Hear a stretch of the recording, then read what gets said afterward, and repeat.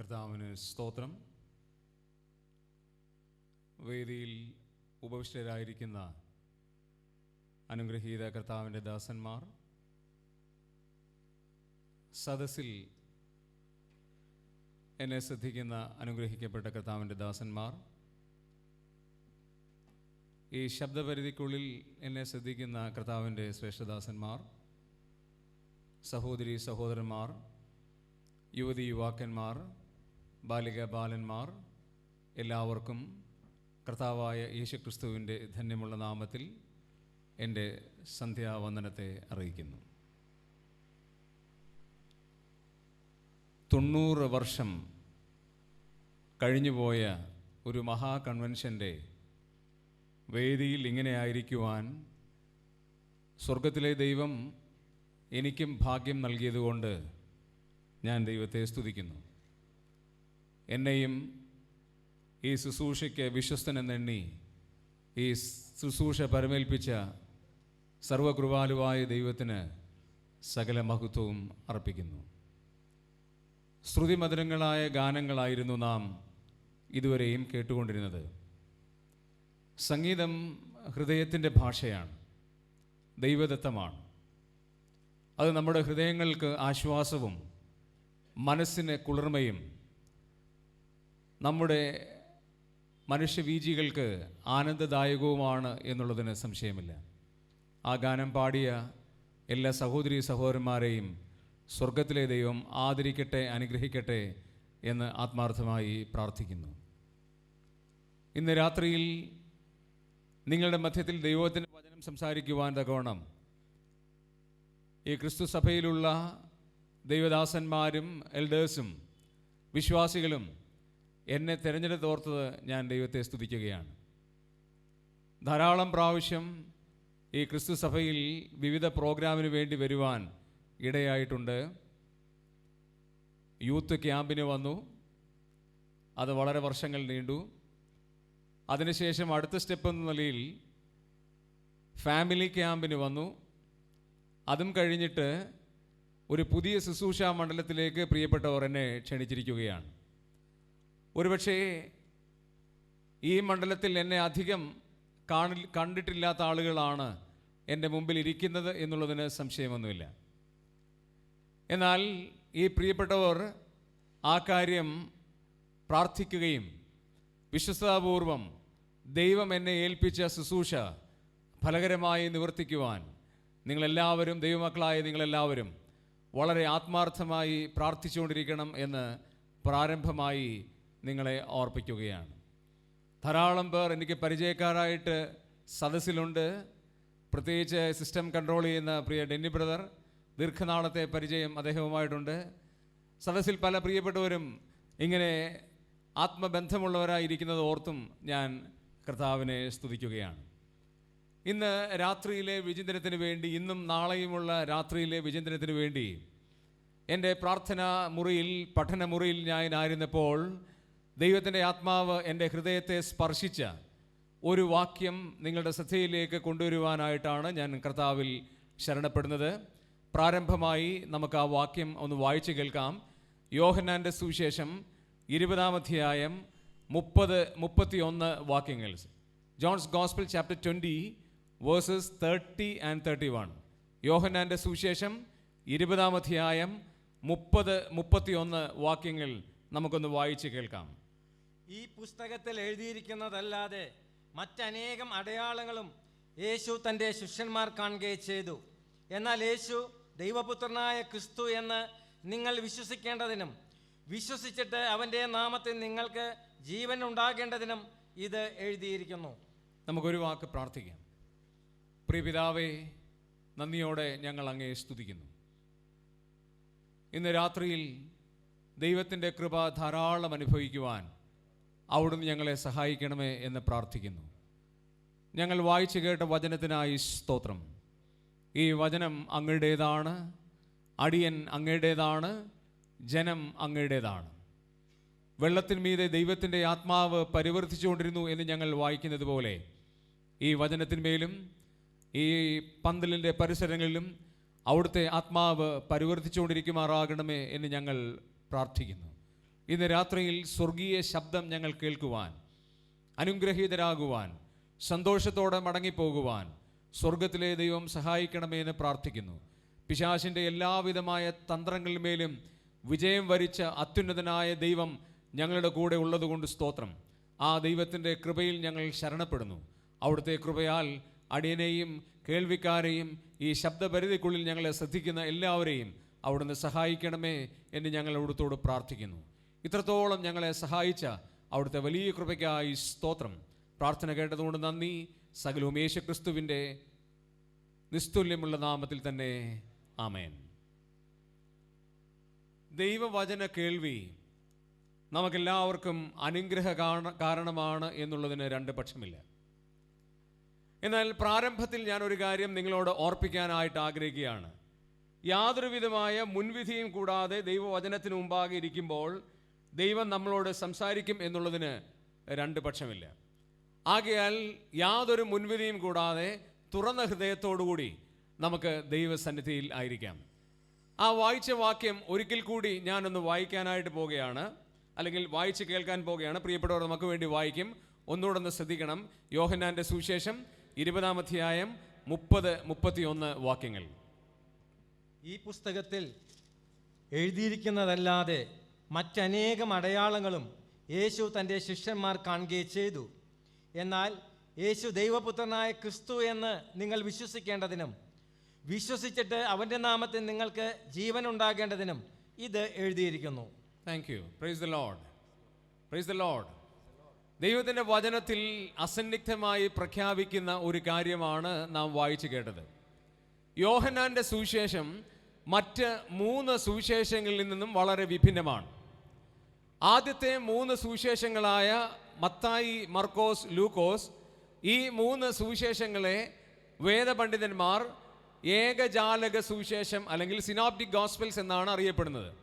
അതായത് അതിലെ വിഷയങ്ങളും അതിലെ സംഭവ വികാസങ്ങളും വ്യത്യസ്തമല്ലാത്ത രീതിയിൽ ഒരേ രീതിയിൽ എഴുതിയിരിക്കുന്നത് കൊണ്ടാണ് അതിനെ ഏകജാലക സുവിശേഷം എന്ന് അറിയപ്പെടുന്നത്. അതുപോലെ തന്നെ അവരുടെ വിഷയങ്ങളിൽ വ്യത്യാസമുണ്ട്, അവർ പ്രസന്റ് ചെയ്ത രീതിയിൽ വ്യത്യാസമുണ്ട് എന്നുള്ളത് നമുക്ക് കാണാനായിട്ട് കഴിയും. മത്തായി എന്ന് പറയുന്ന യഹൂദനായ എഴുത്തുകാരൻ യഹൂദന്മാർക്കായി രേഖപ്പെടുത്തിയിരിക്കുന്ന അതുല്യമായ ഒരു പുസ്തകമാണ് മത്തായി സുവിശേഷം. 28 അധ്യായങ്ങളുള്ള ആ സുവിശേഷത്തിൽ ഒരു വലിയ ആത്മീക സത്യമാണ് തൻ്റെ അനുവാചകരോട് താൻ പ്രഖ്യാപിക്കുന്നത്. അത് മറ്റൊന്നുമല്ല, 2-ാം അധ്യായത്തിൻ്റെ പ്രാരംഭ വാക്യങ്ങളിൽ അത് കാണാൻ കഴിയും. യഹൂദന്മാരുടെ രാജാവായി പിറന്നവൻ എവിടെ എന്നുള്ള ചരിത്ര പ്രസിദ്ധമായ ചോദ്യത്തോടുകൂടിയാണ് ആ സുവിശേഷം ആരംഭിക്കുന്നത്. അർത്ഥാൽ യഹൂദന്മാരുടെ രാജാവായ യേശുക്രിസ്തുവിനെയാണ് മത്തായി സുവിശേഷം വളരെ വ്യക്തമായി വരച്ച് കാണിക്കുന്നത്. മർക്കോസിന്റെ സുവിശേഷത്തിലേക്ക് നമ്മൾ വരുമ്പോൾ അത് എഴുതിയത് റോമാക്കാർക്ക് വേണ്ടിയായിരുന്നു. പ്രത്യേക തരത്തിലുള്ള ഒരു സമൂഹത്തിനു വേണ്ടി യേശുക്രിസ്തുവിൻ്റെ ദൈവത്വം എന്ന് പറയുന്ന വിഷയത്തെക്കാൾ യേശുക്രിസ്തുവിൻ്റെ ദാസ്യത്വം എന്നുള്ള വിഷയമായിരുന്നു മർക്കോസ് എന്ന് പറയുന്ന യേശുവിൻ്റെ ശിഷ്യൻ അവിടെ ഉപയോഗിച്ച് എഴുതുന്നത്.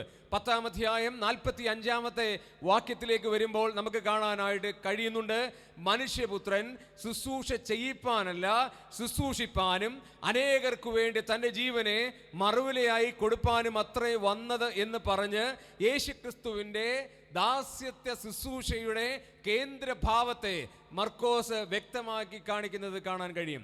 എന്നാൽ മറ്റൊരു ശിഷ്യനായ ജാതീയനായ ലൂക്കോസ് ആകട്ടെ തത്വജ്ഞാനികളുടെ ഈറ്റില്ലമായ യഹൂദന്മാരിൽ നിന്ന് വിഭിന്നമായ യവനക്കാർക്ക് എഴുതുന്ന സുപ്രധാനമായ ഒരു സുവിശേഷമാണ് ലൂക്കോസിന്റെ സുവിശേഷം. അന്നത്തെ ഏറ്റവും വലിയ തത്വജ്ഞാനികളായിരുന്ന എപ്പിക്കൂര്യരുടെയും സ്തോയിക്കരുടെയും ചിന്താഗതികൾക്ക് വ്യത്യാസം വരുത്തിക്കൊണ്ട് അവരെല്ലാവരും ഒരു മനുഷ്യനെ അന്വേഷിച്ചുകൊണ്ടിരിക്കുകയാണ്.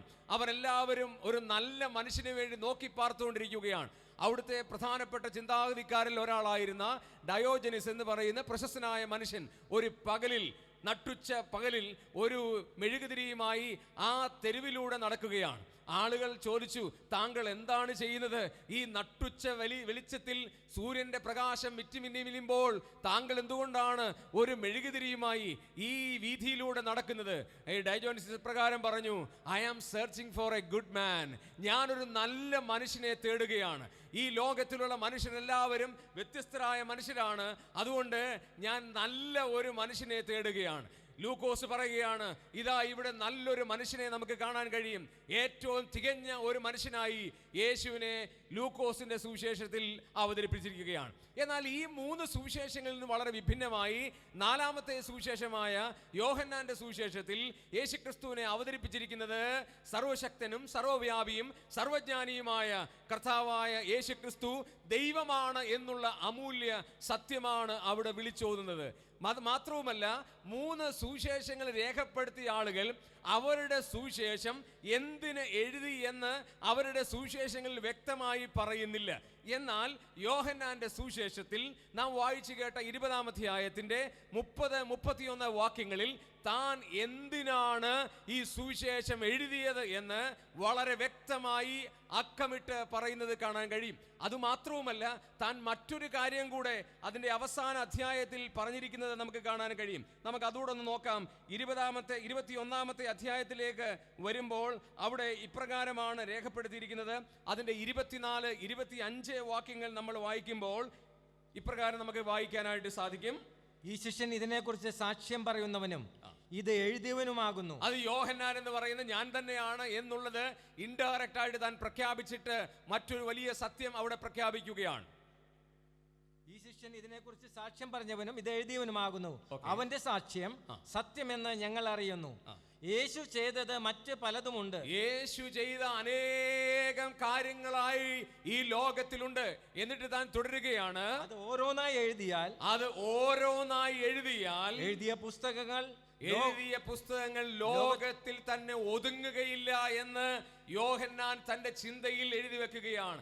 യേശു ചെയ്തിട്ടുള്ള ധാരാളം കാര്യങ്ങളുണ്ട്, ധാരാളം അത്ഭുത പ്രവർത്തികളുണ്ട്. പക്ഷേ അത് ഓരോന്നായി എഴുതിയാൽ ആ എഴുതുന്ന പുസ്തകങ്ങൾ ലോകത്തിൽ ഒതുങ്ങുകയില്ല. എന്നാൽ ഞാൻ എഴുതിയ ഈ പുസ്തകം, അർത്ഥാൽ ദൈവത്തിന്റെ പരിശുദ്ധാത്മാവിൽ താൻ എഴുതിയ ഈ പുസ്തകത്തിന് 2 വിധ ലക്ഷ്യങ്ങൾ താൻ 20-ാം അധ്യായം 30-31 വാക്യങ്ങളിൽ പറയുകയാണ്. ആ ലക്ഷ്യങ്ങളിൽ 1-ാമത്തെ കാര്യം, യേശു ദൈവപുത്രനായ ക്രിസ്തു എന്ന് നിങ്ങൾ വിശ്വസിക്കണം. 1-ാമത്തെ കാര്യം ശ്രദ്ധിക്കണം, യേശു ദൈവപുത്രനായ ക്രിസ്തു എന്ന് നിങ്ങൾ വിശ്വസിക്കണം. 2-ാമത്തെ കാര്യം അവിടെ രേഖപ്പെടുത്തിയിട്ടുണ്ട്, വിശ്വസിച്ചിട്ട് അവന്റെ നാമത്തിൽ നിങ്ങൾക്ക് ജീവൻ ഉണ്ടാകണം. ദൈവം അനുവദിക്കുകയാണെങ്കിൽ 2 ദിവസവും ഈ വിഷയം ഞാൻ നിങ്ങളോട് ആശയവിനിമയം ചെയ്യാനായിട്ട് ആഗ്രഹിക്കുകയാണ്. അപ്പോൾ യോഹന്നാൻ അപ്പോസ്തലൻ എഴുതി വച്ചിരിക്കുന്ന ഈ പുസ്തകത്തിൽ ദൈവത്തിന്റെ ആത്മാവ് ഇപ്രകാരം പറയുകയാണ്, യേശു ക്രിസ്തു ദൈവപുത്രനായ ക്രിസ്തു എന്ന് നിങ്ങൾ വിശ്വസിക്കണം. വേദപുസ്തകത്തിന്റെ ഏറ്റവും വലിയ പ്രത്യേകത എന്ന് പറയുന്നത് അതിലെ ഓരോ വാക്കുകളും ഓരോ പ്രയോഗങ്ങളും ഓരോ എക്സ്പ്രഷൻസിനും വളരെയേറെ പ്രാധാന്യമുണ്ട്. നാം അവിടെ വായിക്കുന്ന ഈ വാക്യത്തിലേക്ക് വരുന്നതിന് മുമ്പ് അവിടെ പറയുന്ന ഒരു പ്രത്യേക പ്രസ്താവന ഒന്ന് ശ്രദ്ധിച്ചാൽ കാണാൻ കഴിയും. ഈ പുസ്തകത്തിൽ എന്നാണ് അദ്ദേഹം എഴുതിയിരിക്കുന്നത്. 2 അർത്ഥങ്ങൾ അതിനോടുള്ള നമുക്ക് ചിന്തിക്കാനായിട്ട് കഴിയും. 66 പുസ്തകങ്ങളെ വേണമെങ്കിൽ വിശാല അർത്ഥത്തിൽ നമുക്ക് ചിന്തിക്കാനായിട്ട് സാധിക്കും. 66 പുസ്തകങ്ങളും 1189 അധ്യായങ്ങളെയും ആ പുസ്തകത്തിൽ നമുക്ക് കൊണ്ടുവരുവാൻ കഴിയും. എന്നാൽ യോഹന്നാൻ അല്പം കൂടെ വ്യത്യസ്തനായി, നമ്മുടെ ഭാഷയിൽ നമ്മൾ ചിന്തിച്ചാൽ അല്പം കൂടെ യാഥാസ്ഥിതികനായി, അല്പം കൂടെ സ്വാർത്ഥത പറഞ്ഞുകൊണ്ട് പറയുകയാണ്, ഈ പുസ്തകത്തിൽ ഞാൻ എഴുതി വരുന്ന ഈ പുസ്തകത്തിൽ ഒരു കാര്യം വ്യക്തമാക്കാനായിട്ട് ഞാൻ ആഗ്രഹിക്കുകയാണ്. ഈ പുസ്തകത്തിൽ എഴുതിയിരിക്കുന്നത് എന്താണെന്നറിയാമോ? അവിടെ വായിക്കുന്നു, ദൈവപുത്രനായ ക്രിസ്തുവാണ് എന്നുള്ളത് നിങ്ങൾ ഓരോരുത്തരും വിശ്വസിക്കണം എന്നാണ്. ഈ വേദപുസ്തകം നമ്മൾ പരിശോധിച്ചാൽ, ഞാൻ നേരത്തെ പറഞ്ഞു 1189 അധ്യായങ്ങൾ ഉണ്ട്. ഈ സ്റ്റീഫൻ ലാങ്ടൺ എന്ന് പറയുന്ന ഒരു ഭക്തനായ മനുഷ്യനാണ്, ഒരു ഇംഗ്ലീഷ് പ്രൊഫസറാണ്, പാരീസിലുണ്ടായിരുന്ന മനുഷ്യനാണ്.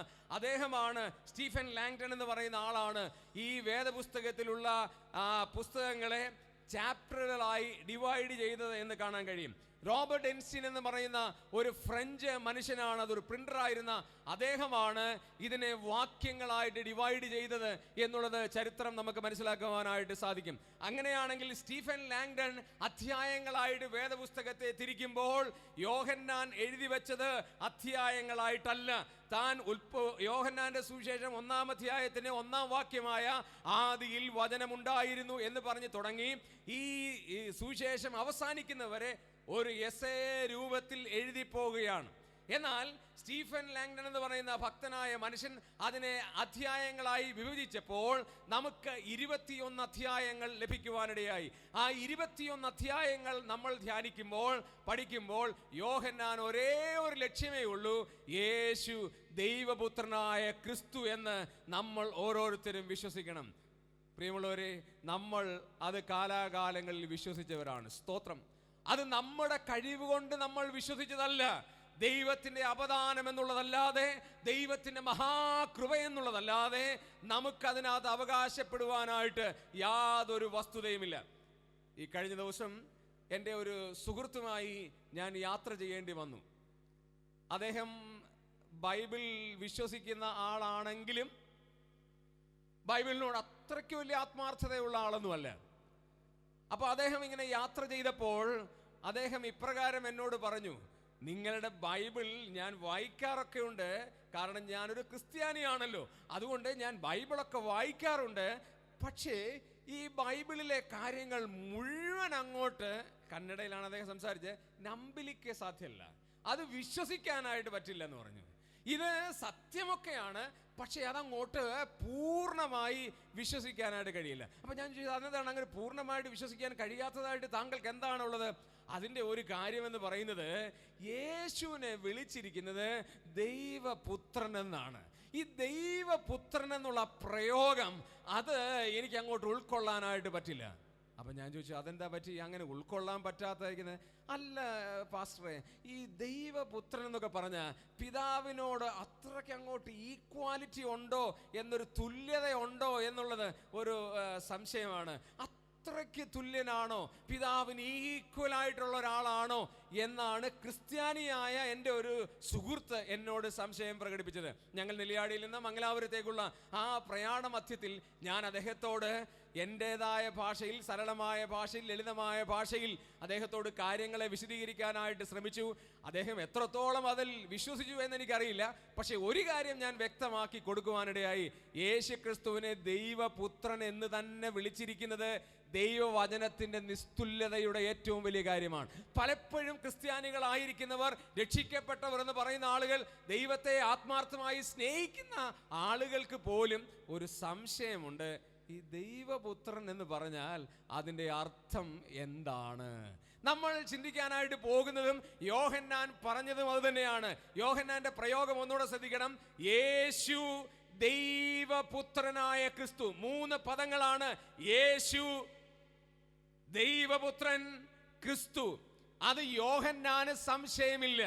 അതുകൊണ്ട് യോഹന്നാന്റെ 1-ാമത്തെ അധ്യായം, യോഹന്നാൻ എഴുതിയ സുവിശേഷത്തിന്റെ 1-ാമത്തെ അധ്യായം മുതൽ 21-ാമത്തെ അധ്യായം വരെ അദ്ദേഹം വരച്ചു കാണിക്കുന്ന ഒരു പ്രബലമായ സത്യം: യേശു ദൈവപുത്രനായ ക്രിസ്തുവാണ്. എന്താണ് ഈ ദൈവപുത്രൻ എന്നുള്ളത് നമ്മൾ ചിന്തിക്കാനായിട്ട് പോകുന്നുണ്ട്. എന്തുകൊണ്ടാണ് യോഹന്നാൻ അങ്ങനെ പറഞ്ഞത് എന്നുള്ളത് നമ്മൾ ധ്യാനപരമായി പഠിക്കുവാനും ചിന്തിക്കുവാനും പോകുന്നുണ്ട്. എന്നാൽ നമുക്ക് 1-ാം അധ്യായത്തിലേക്കൊന്ന് വരാം. ഈ യോഹന്നാന്റെ സുവിശേഷം 1-ാം അധ്യായം മുതൽ തൻ്റെ എഴുത്തിൽ താൻ പറയുകയാണ്: യേശു ദൈവപുത്രനായ ക്രിസ്തുവാണ്. യോഹന്നാന്റെ സുവിശേഷം 1-ാം അധ്യായം അതിന്റെ 1-ാം വാക്യം നമ്മൾ വായിക്കുമ്പോൾ, ആദിയിൽ വചനമുണ്ടായിരുന്നു, വചനം ദൈവത്തോടു കൂടിയായിരുന്നു, വചനം ദൈവമായിരുന്നു എന്ന് പറഞ്ഞ് ആരംഭിക്കുകയാണ്. വേദപുസ്തകത്തിന്റെ ഏറ്റവും വലിയ നിസ്തുലത എന്ന് പറയുന്നത്, വേദപുസ്തകത്തിൽ 3 ഗ്രന്ഥങ്ങൾ, 3 പുസ്തകങ്ങൾ ആദി എന്ന് പറഞ്ഞ് ആരംഭിക്കുന്നതായി നമുക്ക് കാണാൻ കഴിയും. ഉൽപ്പത്തി പുസ്തകം 1-ാം അധ്യായം 1-ാം വാക്യം, അവിടെ നമ്മൾ വായിക്കുന്നു: ആദിയിൽ ദൈവം ആകാശവും ഭൂമിയും സൃഷ്ടിച്ചു. ഈ കാണുന്ന പ്രപഞ്ചം മുഴുവനും, അണ്ടകടാഹം മുഴുവനും സ്വർഗത്തിലെ ദൈവം ഒന്ന് സൃഷ്ടിച്ച ദൈവമാണ്, സകലത്തിന്റെയും സൃഷ്ടിതാവായ ദൈവമാണ്. പക്ഷെ അവിടെ ഉപയോഗിച്ചിരിക്കുന്ന പദം ആദിയിൽ ദൈവം, in the beginning God created എന്നാണ്. ആദിയിൽ ദൈവം സൃഷ്ടിച്ചു. രണ്ടാമത് ആദി എന്ന് തുടങ്ങുന്ന പുസ്തകം യോഹന്നാന്റെ സുവിശേഷം 1-ാം അധ്യായം 1-ാം വാക്യമാണ്. നാം അത് കേൾക്കുവാനിടയായി. ആദിയിൽ വചനമുണ്ടായിരുന്നു എന്ന് പറഞ്ഞ് ആരംഭിക്കുന്നതാണ്. മൂന്നാമത്തെ ഗ്രന്ഥം എന്ന് പറയുന്നത് യോഹന്നാൻ എഴുതിയ 1-ാം ലേഖനം 1-ാം അധ്യായം 1-ാം വാക്യമാണ്. അവിടെ നമ്മൾ വായിക്കുന്നു, ആദി മുതലുള്ളതും ഞങ്ങൾ കേട്ടതും ഞങ്ങൾ കണ്ടതും സ്വന്തം കൈകൊണ്ട് സ്പർശിച്ചതുമായ ജീവന്റെ വചനം സംബന്ധിച്ച് എന്ന് പറഞ്ഞ് തുടങ്ങുകയാണ്. അങ്ങനെയാണെങ്കിൽ ന്യായമായ ഒരു സംശയം തോന്നാം, ഈ 3 ആദികളിൽ ഏതാണ് ആദ്യത്തെ ആദി? അതെന്നാ ചോദ്യമാണ്. ആദ്യത്തെ ആദി എന്ന് പറഞ്ഞാൽ എന്താണ്? എന്നോടൊരു നിരീശ്വരവാദി ചോദിച്ചൊരു ചോദ്യം തന്നെയാണിത്. ഈ ആദ്യത്തെ ആദി എന്ന് പറഞ്ഞാൽ എന്താണ്? എന്താണ് യോഹന്നാൻ തുടങ്ങുന്നത് ആദിയിൽ എന്ന് പറഞ്ഞ് തുടങ്ങുന്നതിന്റെ അർത്ഥം എന്താണ്? ഞാനിപ്പോൾ നിങ്ങളോട് പറയാണ്, നിങ്ങളോട് ചോദിക്കുകയാണ്, ഈ തൃശ്ശൂരിൽ നിന്നും കോട്ടയത്തേക്കുള്ള ആദ്യത്തെ ബസ് എപ്പോഴാണ് എന്ന് ഞാൻ നിങ്ങളോട് ചോദിച്ചാൽ, ഞാനിപ്പോൾ നിങ്ങളോട് ചോദിക്കുകയാണ്, എപ്പോഴാണ് ഡോക്ടർ ബിനോയ് സാറേ ഇവിടെ നിന്ന് തൃശ്ശൂരിൽ നിന്ന് കോട്ടയത്തിനുള്ള ബസ് എപ്പോഴാണെന്ന് ചോദിച്ചു കഴിഞ്ഞാൽ പറയും, സാറേ 5:30-ക്കാണ് ആദ്യത്തെ ബസ്. അപ്പം ഞാൻ പറയണല്ലോ, ആദ്യത്തെ ബസ് എപ്പോഴാണ്? അയ്യോ അതാ സാറേ 5:30-ക്ക്. അല്ല അതിന് മുമ്പില്ല. 5:30-യാണ് ആദ്യത്തെ ബസ് എന്ന് പറഞ്ഞാൽ 5:30-യാണ്. അതിന് മുമ്പ് ബസ്സില്ല. അപ്പോൾ ബൈബിൾ വെളിപ്പെടുത്തുന്ന ഏറ്റവും വലിയ കാര്യം, ഈ 3 ആദിയിൽ ആദ്യത്തെ ആദി എന്ന് പറയുന്നത് യോഹന്നാന്റെ സുവിശേഷം 1-ാം അധ്യായം 1-ാം വാക്യത്തിലെ ആദിയാണ്. അതായത് മനുഷ്യന് സമയത്തെക്കുറിച്ച് അറിവ് ദൈവം കൊടുക്കുന്ന ആദി. മനുഷ്യന് സമയം എന്ന് പറയുന്ന ഒരു സമയബന്ധിതമായ ഒരു കാര്യം മനുഷ്യ മനസ്സിലേക്ക് പ്രവേശിക്കുമ്പോൾ അവർക്ക് മനസ്സിലാകുവാൻ ദൈവത്തിന്റെ ആത്മാവ് രേഖപ്പെടുത്തിയിരിക്കുകയാണ്. ആദിയിൽ വചനമുണ്ടായിരുന്നു, വചനം ദൈവത്തോടു കൂടിയായിരുന്നു, വചനം ദൈവമായിരുന്നു. യോഹന്നാന്റെ സുവിശേഷത്തിന്റെ കേന്ദ്ര വിഷയമായ വചനത്തെക്കുറിച്ച് പറയുമ്പോൾ പറയാണ്, ആദിയിൽ യേശുക്രിസ്തു ഉണ്ടായിരുന്നു. അതായത് ദൈവപുത്രൻ എന്ന് പറയുന്ന ആ വ്യക്തി ആദിയിൽ തന്നെ ഉണ്ടായിരുന്നു. ആദിയിൽ ആരോടുകൂടെ ആയിരുന്നു? ആദിയിൽ ദൈവത്തോടുകൂടെ ആയിരുന്നു. ആര്? വചനം. ആരാണ് ഈ വചനം? ദൈവമായിരുന്നു എന്ന് 1-ാം വാക്യത്തിൽ പറയാണ്. എന്നിട്ട് 14-ാം വാക്യത്തിലേക്ക് വരുമ്പോൾ പറയുന്നു, 1-ാം അധ്യായം 14-ാം വാക്യം, അവിടെ പറയുകയാണ്, ഈ വചനം ജഡമായി തീർന്നു, കൃപയും സത്യവും നിറഞ്ഞവനായി. അവിടെ ഒരു പ്രയോഗമുണ്ട്, എന്താ? നമ്മുടെ ഇടയിൽ പാർത്തു. അതോ ഞങ്ങളുടെ ഇടയിൽ നിന്നാണോ? നമ്മുടെ ഇടയിൽ പാർത്തു. ഞങ്ങളുടെ ഇടയിൽ നിന്നല്ല, നമ്മുടെ ഇടയിൽ പാർത്തു. അതാ എഴുതുന്ന യോഹന്നാൻ എഴുത്തുകാരെ, അനുവാചകരെ പറയാണ്, ഞങ്ങളുടെ ഇടയിലല്ല, നമ്മുടെ ഇടയിൽ, ഞാൻ ഉൾപ്പെട്ടിരിക്കുന്ന ഒരു സമൂഹത്തിനിടയിൽ ഈ യേശുക്രിസ്തു കൃപയും സത്യവും നിറഞ്ഞവനായി വന്നു. എന്നിട്ട് ആ വാക്യം തുടരുകയാണ്, ഞങ്ങൾ അവന്റെ തേജസ് പിതാവിങ്കൽ നിന്ന് ഏകജാതനായവന്റെ തേജസ്സായി കണ്ടു. ആ യേശുക്രിസ്തുവിന്റെ തേജസ് ഞങ്ങൾ വീക്ഷിച്ചപ്പോൾ ദൈവപുത്രൻ തന്നെയാണ്, സാക്ഷാൽ ദൈവം തന്നെയാണ്. എന്നിട്ട് 18-ാമത്തെ വാക്യത്തിലേക്ക് വരുമ്പോൾ യോഹന്നാൻ അല്പം കൂടെ വിശദീകരിക്കുന്നത് കാണാൻ കഴിയും. 18-ാം വാക്യത്തിൽ വായിക്കുന്നു, ദൈവത്തെ ആരും ഒരു നാളും കണ്ടിട്ടില്ല, പിതാവിന്റെ മടിയിലിരിക്കുന്ന ഏകജാതനായ പുത്രൻ അവനെ വെളിപ്പെടുത്തിയിരിക്കുന്നു. അല്പം കൂടെ യോഹന്നാൻ വിശദീകരിക്കുകയാണ്, ദൈവത്തെ ആരും ഒരു നാളും കണ്ടിട്ടില്ല. എന്താണ് കാരണം? തിമോഥെയോസിന്റെ ലേഖനത്തിൽ അത് എഴുതിയിട്ടുണ്ട്. എന്താണ് കാരണം? ധന്യനായ ഏകാധിപതിയും രാജാതിരാജാവും കർത്താതി കർത്താവും താൻ മാത്രം അമർത്തിയുള്ളവനും അടുത്തൂടാത്ത വെളിച്ചത്തിൽ വസിക്കുന്നവനും മനുഷ്യരാരും കാണാത്തവനും കാണാൻ കഴിയാത്തവനുമായ ഏക ദൈവമെന്നാണ് വചനം ദൈവത്തിന്റെ കുറിച്ച് വെളിപ്പെടുത്തുന്നത്. അങ്ങനെ മനുഷ്യരാരും കാണാതിരിക്കുന്ന ഒരു അതുല്യനായ അദൃശ്യനായ ദൈവത്തെ വെളിപ്പെടുത്തുവാൻ ദൈവപുത്രനായ യേശുക്രിസ്തു ഈ ഭൂമിയിലേക്ക് ഇറങ്ങി വന്നു എന്നുള്ള അനുപമമായ സത്യം 1-ാം അധ്യായത്തിൽ തുടങ്ങി പറയുകയാണ്. യോഹന്നാന്റെ എഴുത്തിൽ താൻ പറയുകയാണ്, യേശു ദൈവപുത്രനായ ക്രിസ്തുവാണ്. കാരണം ഞങ്ങൾ അവന്റെ തേജസ് കണ്ടു എന്ന് മാത്രമല്ല, ഏകജാതനായവന്റെ തേജസ്സായി ഞങ്ങൾ അത് കണ്ടു എന്ന് പറയുകയാണ്. പിന്നീട് ആ 1-ാം അധ്യായം നമ്മൾ പരിശോധിച്ചാൽ ഓരോ വ്യക്തികളെ ആ 1-ാം അധ്യായത്തിൽ കാണാൻ കഴിയും. ഏറ്റവും രസികമായി എനിക്ക് തോന്നിയത് 1-ാം അധ്യായത്തിന്റെ അവസാനത്തേക്ക് വരുമ്പോൾ ഒരു 2 പേരുടെ ആശയവിനിമയമാണ്. അവിടെ നമുക്ക് 2 പേരെ കാണാൻ പറ്റും. ഒന്ന് നഥനയേൽ, രണ്ടാമത് ഫിലിപ്പോസ്. ഈ ഫിലിപ്പോസ് ചെന്നിട്ട് നഥനയേലിനോട് പറഞ്ഞു, വാ വാ വാ, നമുക്ക് യേശുവിനെ ഒന്ന് കാണാം, യേശുവിന്റെ അരികിലേക്കൊന്ന് പോകാം, അവൻ നസ്രയത്തുകാരനാണ്. ഉടനെ നഥനയേൽ ചോദിക്കുന്ന ഒരു ചോദ്യം, നസ്രയത്തിൽ നിന്ന് വല്ല നന്മയും വരുമോ? അവിടെ എന്താ ഉള്ളേ? അവിടുന്ന് എന്ത് നന്മയാണ്? സാരമില്ല, നമുക്ക് അവനെ കാണാനായിട്ട് പോകാം. അങ്ങനെ ഇവർ രണ്ടുപേരും കൂടെ യേശുവിനെ കാണാനായിട്ട് പോവുകയാണ്. വരുന്ന വഴിക്ക് ഈ ഫിലിപ്പോസ് നഥനയേലും ഒരുമിച്ച് വരുമ്പോൾ നഥനയേലിനെ കണ്ടിട്ട് യേശു ക്രിസ്തു വിളിച്ചു പറയുന്ന ഒരു കാര്യമുണ്ട്, ഇതാ സാക്ഷാൽ ഇസ്രായേല്യൻ, ഇവനിൽ കപടമില്ല. നഥനയേൽ ഞെട്ടിപ്പോയി. ഇതുവരെ താൻ കണ്ടിട്ടില്ല യേശുവിനെ. നഥനയേൽ ആദ്യമായി കാണാൻ പോവുകയാണ്. മുഖത്ത് നോക്കിയിട്ട് നഥനയേലിനോട് യേശു പറയുകയാണ്, ഇതാ സാക്ഷാൽ ഇസ്രായേല്യൻ, ഇവനിൽ കപടമില്ല. ഉടനെ നഥനയേൽ ചോദിക്കുകയാണ്, എന്നെ എവിടെ വെച്ചറിയും? എവിടെ വെച്ചാണ് എന്നെ കണ്ടത്? ഉടനെ കർത്താവ് പറയുന്നുണ്ട്, ഫിലിപ്പോസ് നിന്നെ വിളിക്കും മുമ്പ് നീ അത്തിയുടെ കീഴിലായിരുന്നല്ലോ, അപ്പോൾ എനിക്ക് നിന്നെ അറിയാം. ഫിലിപ്പോസ് നിന്നെ വിളിക്കുന്നതിന് മുമ്പ് നീ അത്തിയുടെ കീഴിലായിരുന്നു. പ്രിയമുള്ളവരെ, ഈ ഫിലിപ്പോസ് നഥനയേലിനെ വിളിച്ചു എന്നുള്ളത് ശരിയാണ്.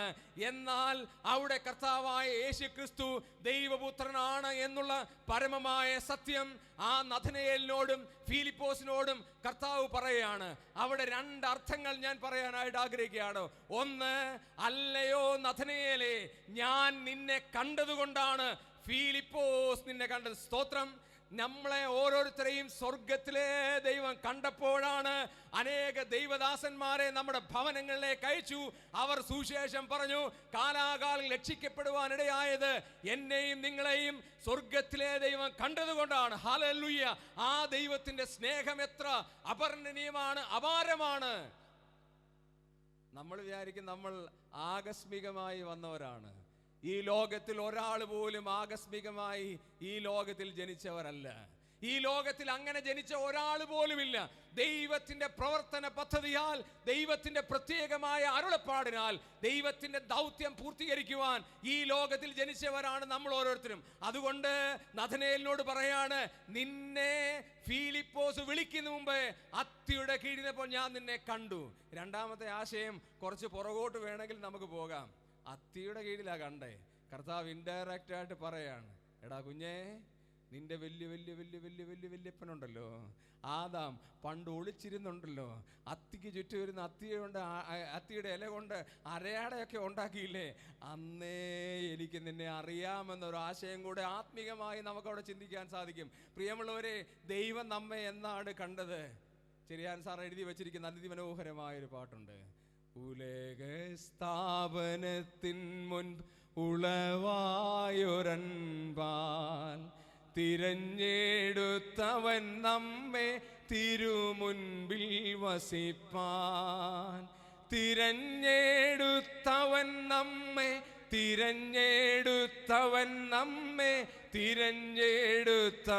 നമ്മെ തിരുമുൻപിൽ വസിപ്പാൻ. മഹൽ പ്രേമം പരലോക പിതാവുതൻ മകനെ മരിപ്പതിനായി കുരിശിൽ കൈവെടിഞ്ഞോ. ഈ പാട്ട് പലരും തെറ്റിച്ചാ പാടുന്നേ. മഹൽ സ്നേഹം എന്നാ പാടുന്നേ. പക്ഷെ ചെറിയാൻ സാറ് കുമ്പനാട് ബ്രദറൻ കൺവെൻഷനിൽ പ്രസംഗിച്ചത് ഞാനൊരു കൊച്ചു ചെറുക്കനായി നിക്കറിട്ട് മുമ്പിൽ പോയിരുന്ന് കേട്ടതാണ്. ചെറിയാൻ സാറ് പറഞ്ഞത് ഇങ്ങനെയാ, മഹൽ സ്നേഹമല്ല, ഞാൻ എഴുതിയത് മഹൽ പ്രേമമെന്ന് തന്നെയാണ്. അതുകൊണ്ട് മഹൽ പ്രേമമെന്നേ പാടാവൂ. തിരുത്തരുത്, മഹൽ സ്നേഹമല്ല, മഹൽ പ്രേമമാണ്. എന്ന് പറഞ്ഞാൽ പ്രേമത്തിന് കണ്ണില്ല എന്ന് സാഹിത്യകാരന്മാർ പറയും. പ്രിയമുള്ളവരെ, ഉലകസ്ഥാപനത്തിന് മുമ്പ് സ്വർഗത്തിലെ ദൈവം എന്നെയും നിങ്ങളെയും കണ്ടു. ഞാനും നിങ്ങളും ജനിക്കുന്നതിന് മുമ്പ് തന്നെ എന്നെയും നിങ്ങളെയും കണ്ടു.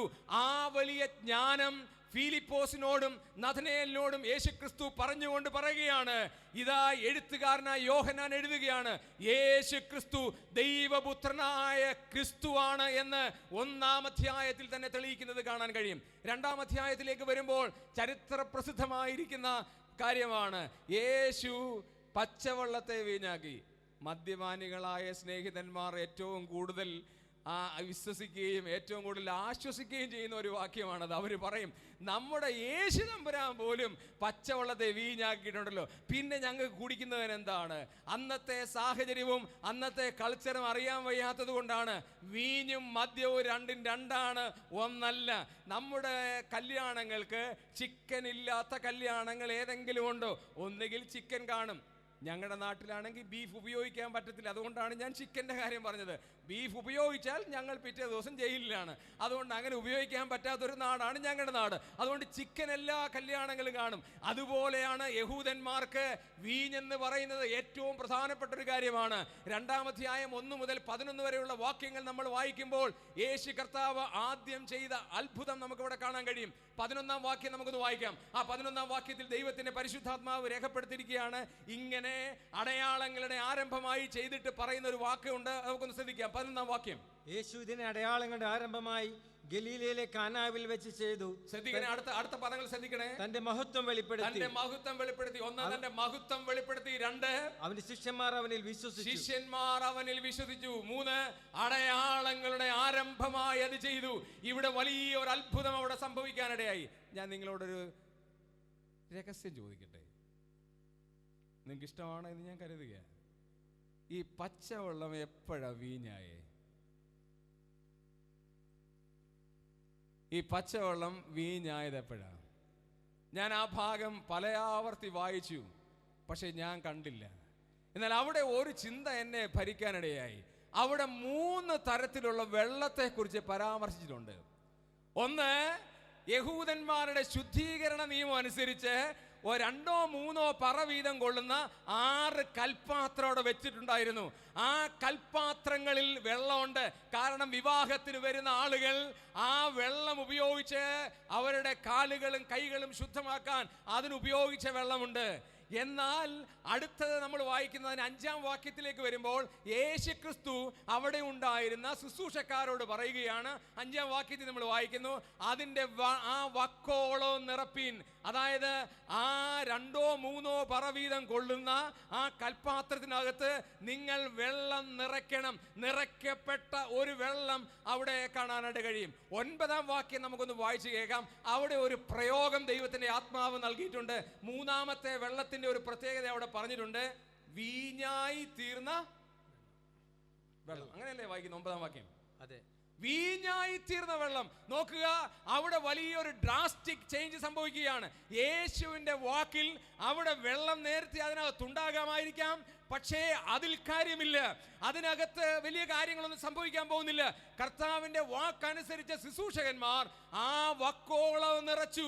വക്കോളവും നിറച്ചപ്പോൾ അവിടെ സംഭവിച്ചത് എന്താണെന്നറിയാം. പക്ഷെ അവിടെ പ്രയോഗിക്കപ്പെടുന്ന ഒരു പദം ഇതാണ് 9-ാം വാക്യത്തിൽ, വീഞ്ഞായി തീർന്ന വെള്ളം. പ്രിയമുള്ളവരെ, സ്തോത്രം. ഞാനും നിങ്ങളും രക്ഷിക്കപ്പെട്ട് ദൈവകൃപ അനുഭവിക്കുന്ന ഒരവസ്ഥയിലേക്ക് നമ്മെ കൊണ്ടുവരുവാനിടയായി. ആ വലിയ അവസ്ഥയാണ് ആത്മീകമായി നമുക്ക് അവിടെ കാണാനായിട്ട് കഴിയുന്നത്. നാം പണ്ട് എത്രയോ ദൂരെ ദൈവത്തിൽ കഴിഞ്ഞവരായിരുന്നു. ദൈവത്തിന്റെ കൃപയിലേക്ക് വരുവാൻ യാതൊരു വിധമായ അർഹതയുമില്ലാതെ വളരെ ദൂരെ കഴിഞ്ഞവരായ എന്നെയും നിങ്ങളെയും യേശുക്രിസ്തുവിന്റെ ആ വലിയ ക്രൂശ് മരണ ത്യാഗമരണത്താൽ കർത്താവിന്റെ സ്വന്തമാക്കി. കേവലം ഒരു വാക്കല്ല കർത്താവ് കൽപ്പിച്ചത്, അത് ചെയ്താൽ മതിയായിരുന്നു. എല്ലാവരും രക്ഷിക്കപ്പെടട്ടെ എന്ന് പറഞ്ഞാൽ മതിയാകാമായിരുന്നു. പക്ഷെ അങ്ങനെയല്ല സംഭവിച്ചത്. എന്തിനാണെന്നറിയാമോ? യേശുക്രിസ്തു ഈ ലോകത്തിലേക്ക് ഇറങ്ങി വന്നു, നമ്മിൽ ഒരാളെ പോലെ ജീവിച്ചു. അതിൽ നിന്ന് വ്യത്യസ്തനായി, യാതൊരു പാപവും ചെയ്യാതെ, പാപത്തിന്റെ കണിക പോലും ഇല്ലാതെ എനിക്കും നിങ്ങൾക്ക് വേണ്ടി കാൽവരി ക്രൂശിൽ യാഗമായി തീർന്നു. എന്നെയും നിങ്ങളെയും മാറ്റമുള്ളവരായി തീർന്നു. ഇവിടെ എന്താണ് സംഭവിച്ചതെന്നറിയാമോ? ഈ പച്ചവെള്ളം വീഞ്ഞായി മാറിയപ്പോൾ അതിന്റെ മൂല്യം മാറി, അതിന്റെ ഗുണം മാറി, അതിന്റെ കളർ മാറി, ഫ്ലേവർ മാറി, സ്ഥലം മാറി, രുചി മാറി, എല്ലാവിധമായ വ്യത്യാസങ്ങളും അവിടെ സംഭവിച്ചു. എന്താണ് അവിടെ തെളിയിക്കുന്നത് അറിയാമോ? യേശുക്രിസ്തു ദൈവപുത്രനെന്ന് തെളിയിക്കുവാൻ യോഹന്നാന്റെ സുവിശേഷത്തിൽ മാത്രം രേഖപ്പെടുത്തിയിരിക്കുന്ന അത്ഭുതം എന്തിനാണെന്ന് അറിയാമോ? യേശു ദൈവപുത്രനായ ക്രിസ്തുവാണെന്ന് അനുവാചകരായ ആളുകൾ മനസ്സിലാക്കണം. പ്രിയമുള്ളവരെ, എനിക്കിങ്ങനെ പറയാൻ കഴിയും, ആ അത്ഭുതത്തിലൂടെ യേശു ദൈവപുത്രനാണെന്ന് ലോകം മുഴുവനും വെളിവായി. യശശരീരനായ മഹാകവി യശസ്വരനായ ആർക്കിഷ്ടൻകുട്ടി തിരുവട്ടാർ അവറുകൾ ഇപ്രകാരം പറഞ്ഞ ഒരു പ്രസംഗം എൻ്റെ മനസ്സിൽ ചെറുപ്പത്തിലെ കേട്ടിട്ടുള്ള ഒരു പ്രസംഗമാണ്. അദ്ദേഹം ഇങ്ങനെ പറഞ്ഞു, ഈ യോഹന്നാന്റെ സുവിശേഷം 2-ാം അധ്യായത്തെ അധികരിച്ച് അദ്ദേഹം പ്രസംഗിച്ചപ്പോൾ ഇപ്പൊ പറഞ്ഞു, ഇങ്ങനെ പറഞ്ഞു, നമുക്കും പച്ചവെള്ളത്തെ വീഞ്ഞാക്കാം. എല്ലാവരും നിശബ്ദരായിട്ടിരിക്കുകയാണ്. ഇതെങ്ങനെ സാധിക്കും? നമുക്കും പച്ചവെള്ളത്തെ വീഞ്ഞാക്കാം. അപ്പൊ ഞാനൊരു കുഞ്ഞു ചെറുക്കനായിട്ട് ഫ്രണ്ടിൽ ഇരിക്കുകയാണ്. അപ്പൊ ഞാൻ ഓർത്തത് എന്താ പരിപാടി പറയുന്നത്, പച്ചവെള്ളത്തെ നമുക്ക് വീഞ്ഞാക്കാൻ പറ്റുമോ? അദ്ദേഹം തുടരുകയാണ്. എല്ലാവരും നിശബ്ദരായിരിക്കുമ്പോൾ അദ്ദേഹം തുടരുകയാണ്, പച്ചവെള്ളത്തെ നമുക്ക് വീഞ്ഞാക്കാം, പക്ഷേ അതിന് ഒരു 5 വർഷത്തെ പ്രോസസ്സ് ആവശ്യമുണ്ട്. ഒരു ചെടിയെടുക്കണം, ഒരു മുന്തിരിവള്ളി ചെടിയെടുക്കണം, അതിനെ നടണം, വെള്ളം ഒഴിക്കണം, കുറേ വർഷങ്ങൾ കഴിയുമ്പോൾ അതിൽ കായുണ്ടാകും, അതിനെ പിഴിഞ്ഞ് ഒരു മുന്തിരിവള്ളിയിൽ നിന്ന് എന്തൊക്കെയാണ് വീഞ്ഞുണ്ടാക്കാം. പക്ഷെ അതിന് 5, 6, 7 വർഷത്തെ പ്രോസസ്സ് ആവശ്യമുണ്ട്. എന്നാൽ യേശു കർത്താവ് ചെയ്തത് ഞാൻ നിങ്ങളുടെ മുമ്പ് ചോദിച്ചു, ഇതെപ്പോഴാണ് വീഞ്ഞായത് എന്ന് 2-ാം അധ്യായം 1 മുതൽ 11 വരെയുള്ള വാക്യങ്ങൾ നമ്മൾ വായിക്കുമ്പോൾ അതിന്റെ സമയം അവിടെ പറഞ്ഞിട്ടില്ല. എന്ന് പറഞ്ഞാൽ അത് കോരി വക്കോളം നിറച്ചപ്പോഴാണോ പച്ചവെള്ളം വീഞ്ഞായത് അവിടെ പറഞ്ഞിട്ടില്ല. അത് വിരുന്നുവാഴി രുചി നോക്കിയപ്പോഴാണോ എന്ന് പറഞ്ഞിട്ടില്ല. പക്ഷെ ഒരു കാര്യം നമുക്ക് വിശ്വസിക്കാം, യേശുവിന്റെ വാക്കിന്റെ ശബ്ദത്തിന്റെ മുമ്പിൽ സാഹചര്യങ്ങൾ മുഴുവൻ മാറി മറിയും. കാരണം ഈ കർത്താവിനെ പോലെ അതുല്യനായ നിസ്തുലനായ ഒരു വ്യക്തി ലോക ചരിത്രത്തിൽ ഉണ്ടായിട്ടില്ല. ഹല്ലേലൂയ! ഈ കർത്താവ് ദൈവപുത്രനായ ക്രിസ്തുവാണ് എന്ന് 2-ാം അധ്യായത്തിൽ വ്യക്തമായി തെളിയിക്കുകയാണ്. 3-ാം അധ്യായത്തിലേക്ക് നമുക്ക് വരുമ്പോൾ അവിടെ ഒരാളിനെ കാണാം, ഭക്തനായ നിക്കോദിമോസ് എന്ന് പറയുന്ന ഒരു മനുഷ്യൻ. അദ്ദേഹം വളരെ ഭക്തനാണ്. 3 പ്രത്യേകത 3-ാം അധ്യായത്തിൽ അദ്ദേഹത്തെ കുറിച്ച് നമുക്ക് കാണാൻ കഴിയും. 1-ാം വാക്യത്തിൽ നമ്മൾ വായിക്കുന്നത് യഹൂദന്മാരുടെ കൂട്ടത്തിൽ പരീശനായിരുന്നു അദ്ദേഹം. 2-ാമത് നമ്മൾ വായിക്കുന്നു അതേ വാക്യത്തിൽ പരീശന്മാരുടെ പ്രമാണിയാണ്. 15-ാം വാക്യത്തിലേക്ക് വരുമ്പോൾ നീ യഹൂദന്മാരുടെ ഉപദേഷ്ടാവാണ് എന്ന് പറയാൻ കഴിയും. അങ്ങനെ 3 പ്രത്യേകതയുള്ള ഒരു മനുഷ്യൻ രാത്രിയിൽ ആരും കാണാതെ യേശുവിൻ്റെ അരികിലേക്ക് വരികയാണ്. ഇദ്ദേഹത്തിന് ഒരൊറ്റ ദൗത്യമേ ഉള്ളൂ, രാത്രിയിലാണ് വന്നത്, ആരും കാണരുത്. ഇന്ന് പല ഭക്തന്മാരായ ആളുകളും അങ്ങനെയാണ്. നിങ്ങൾ പറയുന്നതൊക്കെ സത്യം, നിങ്ങൾ പറയുന്നതൊക്കെ സത്യമാണെന്ന് ഞങ്ങൾക്കറിയാം, പക്ഷെ ഞങ്ങൾ അതൊന്നും വിശ്വസിച്ചൊന്നും ഞങ്ങളുടെ മുമ്പോട്ട് വരികയൊന്നുമില്ല. നിങ്ങൾ പറയുന്നതെല്ലാമാണ് സത്യമെന്ന് ഞങ്ങൾക്ക് എത്രയോ വർഷങ്ങൾ കൊണ്ട് അറിയാം. സെയിം ക്യാരക്ടറാണ് നിക്കോദിമോസ്. അദ്ദേഹം പുറത്തു വരാനായിട്ട് ആഗ്രഹിക്കാതെ കൊണ്ട് രാത്രിയിൽ യേശുവിൻ്റെ അടുക്കൽ വരികയാണ്. രാത്രിയിൽ യേശുവിൻ്റെ അടുക്കൽ വന്ന യേശുവിനെ അല്പം ഒന്ന് ഉയർത്തി കാണിക്കുകയാണ്. നീ ദൈവത്തിൻ്റെ അടുക്കൽ നിന്ന് ഉപദേഷ്ടാവായി വന്നിരിക്കുന്നു, അല്ലെങ്കിൽ ഈ അത്ഭുതങ്ങളൊന്നും ചെയ്യാനായിട്ട് പറ്റില്ല എന്നൊക്കെ പറഞ്ഞ് യേശുവിനെ അങ്ങ് ഉയർത്തി.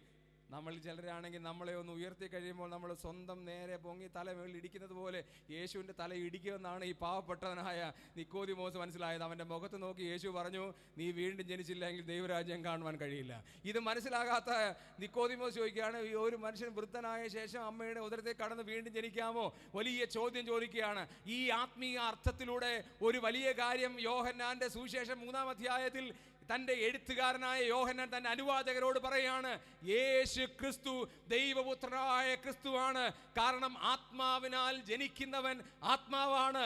അവൻ എവിടെ നിന്ന് വരുന്നു, എങ്ങോട്ട് പോകുന്നു, കാറ്റൂതുന്നത് പോലെ ദൈവാത്മാവിനാൽ നയിക്കപ്പെടുന്ന ഒരാളാണ് എന്ന് പറയാണ്. 3-ാം അധ്യായം 16-ാം വാക്യം ചരിത്ര പ്രസിദ്ധമായ വാക്യമാണ്. അത് കർത്താവായ യേശു ക്രിസ്തുവിനെ ലോക ചരിത്രത്തിന് മുമ്പാകെ സാക്ഷ്യപ്പെടുത്തുവാൻ യോഹന്നാൻ ഉപയോഗിച്ച ഏറ്റവും പ്രസിദ്ധമായ വാക്യം. തൻ്റെ ഏകജാതനായ പുത്രനിൽ വിശ്വസിക്കുന്ന ഏവനും നശിച്ചു പോകാതെ നിത്യജീവൻ പ്രാപിക്കേണ്ടതിന് ദൈവം അവനെ നൽകുവാൻ തക്കവണ്ണം ലോകത്തെ സ്നേഹിച്ചു. ശ്രദ്ധിക്കേണ്ട ഒരു പദമാണ്, ദൈവം ലോകത്തെ സ്നേഹിച്ചു. ഈ യോഹന്നാന്റെ സുവിശേഷത്തിലെ ഏറ്റവും മധുരമായ ഒരു പഠനമാണ് ലോകവും ഭൂമിയും തമ്മിലുള്ള വ്യത്യാസം. ആ 3:16 നമ്മൾ വായിക്കുന്നത് എങ്ങനെയാണ്? തൻ്റെ ഏകജാതനായ പുത്രനിൽ വിശ്വസിക്കുന്ന ഏവനും നശിച്ചു പോകാൻ നിത്യജീവൻ പ്രാപിക്കേണ്ടതിന് ദൈവം അവനെ നൽകുവാൻ തക്കവണ്ണം ഭൂമിയെ സ്നേഹിച്ചു എന്നല്ല പറയുന്നത്, ലോകത്തെ സ്നേഹിച്ചു. എന്താണ് ലോകത്തെ സ്നേഹിച്ചു? God so loved the world. That means God loves the people. ദൈവം ജനത്തെ സ്നേഹിക്കുകയാണ്. ആ വാക്യത്തിലൂടെ യോഹന്നാൻ പ്രഖ്യാപിക്കുകയാണ്, യേശു ദൈവപുത്രനായ ക്രിസ്തുവാണ്. അല്ലയോ നിക്കോദിമോസേ, നിക്കോദിമോസിനെ പോലെ ഒളിവിൽ ഇരുന്നു കൊണ്ട് ദൈവവചനം കേട്ടുകൊണ്ടിരിക്കുന്ന ആളുകളോട് ദൈവത്തിന് പറയാനുള്ള ഏറ്റവും വലിയ പ്രഖ്യാപനം എന്ന് പറയുന്നത്, ഏകജാതനായ യേശുക്രിസ്തുവിൽ വിശ്വസിക്കുന്നവർക്ക് നിത്യജീവൻ നൽകുവാൻ തക്കവണ്ണം ലോകത്തിൽ ഇറങ്ങി വന്ന ദൈവപുത്രനായ യേശുക്രിസ്തുവാണ് ഈ നിൽക്കുന്ന മശിഹ, അല്ലെങ്കിൽ ഞാൻ എഴുതുന്ന മശിഹ എന്നാണ് യോഹന്നാൻ അപ്പോസ്തലൻ 3-ാം അധ്യായത്തിൽ വരച്ചു കാട്ടുന്നത്. 4-ാം അധ്യായത്തിലേക്ക് വന്നാൽ പാപിനിയായ ഒരു സ്ത്രീയെ കാണാം.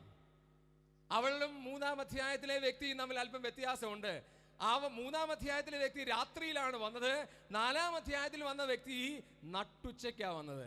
ആ യഹൂദന്മാരുടെ കൾച്ചർ അനുസരിച്ച്, റോമാക്കാരുടെ കൾച്ചർ അനുസരിച്ച് ഒരാൾ പോലും നട്ടുച്ചയ്ക്ക് വെള്ളം കോരാൻ വരാറില്ല. പക്ഷെ അവൾ നട്ടുച്ചയ്ക്ക് വന്നിരിക്കുകയാണ്.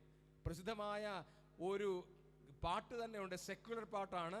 നട്ടുച്ച നേരത്ത് എന്ന് പറയുന്ന ഒരു പ്രസിദ്ധമായ ഗാനം നമുക്കൊക്കെ കേൾക്കാനായിട്ട് പറ്റും. നട്ടുച്ച നേരത്ത് യേശുവിൻ്റെ അരികിലേക്ക് വരികയാണ് വെള്ളം കോരുവാൻ. ഈ വെള്ളം കോരുവാൻ വന്നപ്പോൾ ആ സ്ത്രീയുടെ ഏറ്റവും വലിയ ആഗ്രഹം എന്ന് പറയുന്നത്, എന്നെ ആരും കാണരുത്, എനിക്കെല്ലാവരെയും കാണണം. അതായിരുന്നു ആ സ്ത്രീയുടെ ആഗ്രഹം. എൻ്റെ ആവശ്യങ്ങൾ നടത്തിക്കൊണ്ട് പോകണം, പക്ഷെ എന്നെ ഒരാൾ പോലും കാണരുത് എന്നുള്ള വലിയ ആഗ്രഹത്തോടെ വരികയാണ്. പക്ഷേ നമ്മൾ 4-ാം അധ്യായം 1-ാം വാക്യത്തിൽ വായിക്കുന്നത്, യേശു സുഖാറിലൂടെ നടന്നു പോകേണ്ടി വന്നു, കടന്നു പോകേണ്ടി വന്നു എന്ന് എഴുതിയിരിക്കുകയാണ്. ദൈവത്തിന് ഒരു പ്രത്യേകമായ ദൗത്യമുണ്ട്. എന്താണ് ദൗത്യം അറിയാമോ? യേശു മുമ്പേ ഞാൻ പറഞ്ഞതുപോലെ നഥനയേലിനെ വിളിക്കുന്നതിന് മുമ്പ്, ഫിലിപ്പോസ് വിളിക്കുന്നതിന് മുമ്പ് കണ്ടതുപോലെ ഈ സ്ത്രീയെ യേശു നേരത്തെ കണ്ടു. എന്നിട്ട് അവൾ അടികിലേക്ക് ചെന്ന് ചോദിക്കുകയാണ്. അവൾ അടികിലേക്ക് ചെന്ന് പറയാണ്, കുടിപ്പാനായിട്ട് എനിക്ക് തരുമോ? അവൾ ന്യായമായി പറഞ്ഞു, അയ്യോ, യഹൂദനും യവനും തമ്മിൽ യാതൊരു സമ്പർക്കവുമില്ല, ശമരിയനും തമ്മിൽ സമ്പർക്കമില്ല, പിന്നെ ഞാൻ എങ്ങനെയാണ് എനിക്ക് തരുന്നത്?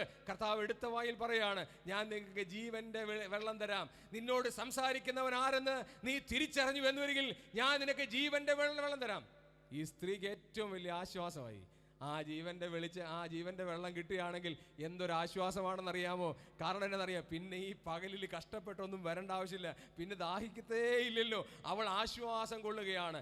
എന്നാൽ കർത്താവ് ആ സ്ത്രീയോട് കേവലം 3, 4, 5 മണിക്കൂർ സംസാരിച്ച് കാണും. എത്ര മണിക്കൂറെന്ന് അവിടെ രേഖപ്പെടുത്തിയിട്ടില്ല. നമ്മൾ തന്നെ ചിന്തിച്ചാൽ അറ്റ്ലീസ്റ്റ് ഒരു 5 മണിക്കൂർ സംസാരിച്ചു എന്ന് വരട്ടെ. ഈ 5 മണിക്കൂറുകൾ കൊണ്ട് അവളുടെ ജീവിതത്തെ രൂപാന്തരം വരുത്തുവാനായിട്ടിടയായി. അവൾ ആദ്യം കണ്ടത്, യേശുവിനെ കണ്ടത് ഒരു യഹൂദൻ എന്നാണ് 4-ാം വാക്യത്തിൽ പറയുന്നത്. ഒരു യഹൂദനായിരിക്കെ എന്നാണ് പറയുന്നത്.